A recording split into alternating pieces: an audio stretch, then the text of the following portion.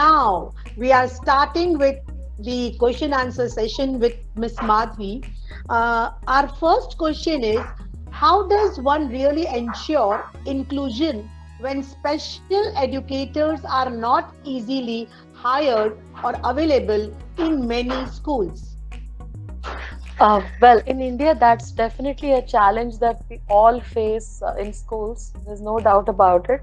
But that's exactly why there is more need for the mainstream educators to improve their understanding of special needs so that they can make some accommodations in the classroom. I feel that waiting for a special educator to come and help the child will actually waste a lot of time. So, here, I mean, I keep training the pre primary teachers and the primary teachers to learn some skills, some inclusion methods and techniques which they can easily implement, maybe with the help of a helper in the classroom. You don't have that person doesn't need to be a very highly qualified special educator, but a teaching assistant is good enough for us to, assist us with inclusion. So it's possible only if educators have the opportunity for trainings. True, true. I Yeah. completely agree with you. Our question number two is, how do I identify an effective special educator? How do I identify the readiness to take that extra steps to bring smiles in the faces of those specially challenged children? You mean how do you hire one? Is that Yeah. your How yeah? do I identify an effective Okay. special educator? That, Okay. whether she'll be able to handle or she'll be able to inspire the children with special needs. I think the first and foremost quality that I look for is somebody who can play with children and who can have fun with children. I think that's the Yeah. first step for any person who has to be with children. I think that's the first thing I look at. I ask them to just play with the children. I want to see you having fun with the children. I think if the educator is able to connect with the child at that level and have fun with the child, I think that's the best qualification that they can have. Then the rest will figure out itself on its own. I don't think Yeah, it's not true, rocket true, very science. true. Yeah, yeah. Yeah, yeah, thank you so much. The next question is it not common in the present day children?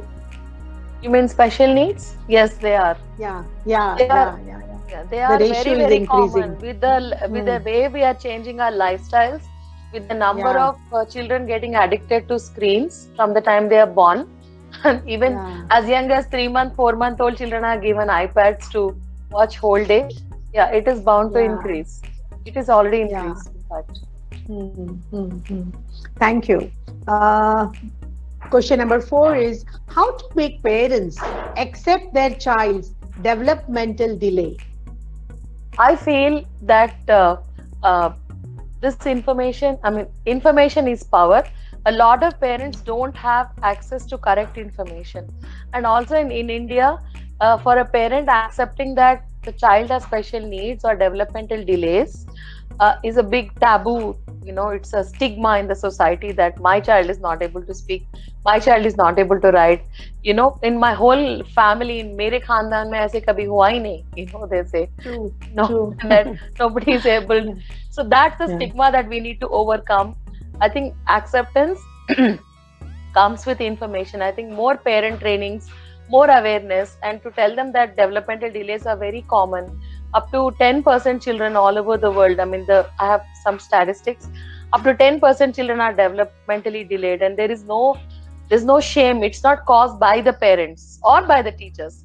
The child is delayed and the child needs help. It's as simple as that.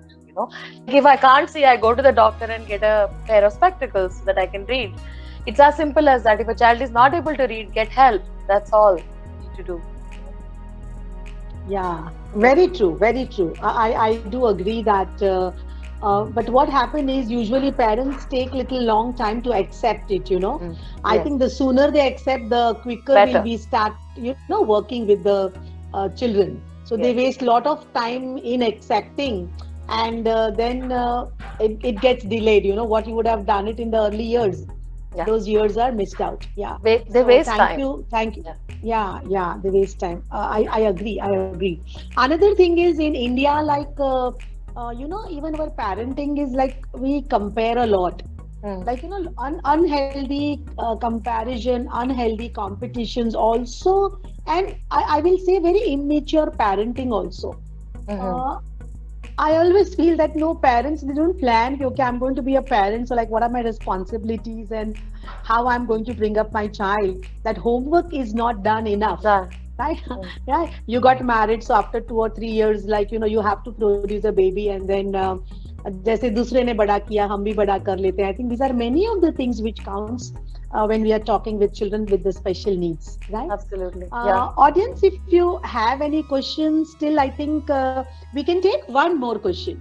Ms. Madhu, you're able to read from the chat box? I can just have a look at it. Would an Yeah, yeah. introduction to vocational training as an element of inclusive schooling be possible in the near future? I hope so. I've not really gone through the reforms in detail. I think every child should get access to vocational training. They don't really have to have special needs. Again, we somehow link vocational training to special needs or delays or slow children. I think all children need to learn vocational training, and having a having some kind of a skill when you graduate from school is very, very good skill to have. So I think, yeah, I think government should, I'm sure with the new reforms they might have considered this. It's a good idea. I see a lot of hope from the new Yeah. policies, Mm. right? Lot of hope and lot of broad perspectives and lot Mm. of space for all different kinds of children. So Yes. that is really, really very exciting to look at it, right?